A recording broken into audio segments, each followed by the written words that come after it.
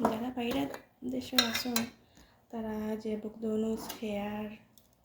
শসা গাজর যা যা আছে সবগুলো দিয়া আর গুঁড়ামরিচ বলতে গোলমরিচ যেটা ওটা নানা এটা একটা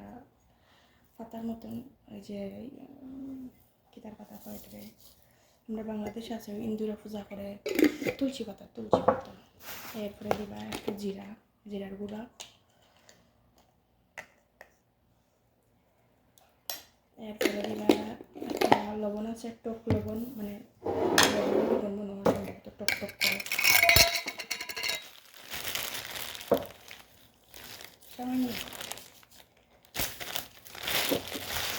এরপরে সাধারণ লবণ দিবা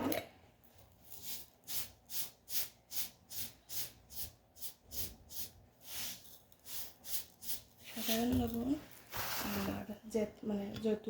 জৈতুনের তেল যেটা ওটা একটু দিবা অত বেশি না তো কম নাই দিয়া এবারে লেবু যদি থাকে লেবু একটু চিপড়ে দিয়ে একটু লাড়াচাড়া দিয়া একটু লাড়িয়ে করিয়া সুন্দর করে মিশাইয়া খাইয়া দেব একবারে উঠছো তারা আমার আর কিছু পছন্দ করে আর না করে সালাদটা খুব বেশি পছন্দ করে মানে যখন আমি সালাদ বানাই তারা ভাত খাওয়াচ্ছি আর সালাদটাই তারা এমনিতেই তো তারা সালাদ বেশি খায় তারপরেও মনে করেন সালাদটা আরও বেশি হয় মানে যারা বাইরে দেশে আছেন এটা তারাই মনে করেন খাইতে পারেন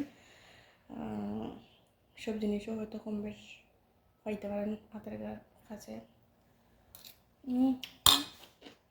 অবশ্য সেই লবণ তো রকম হয়েছে আর বাংলাদেশের মানুষরাও চাইলেও বানিয়ে খাইতে পারে তবে আমার মনে হয়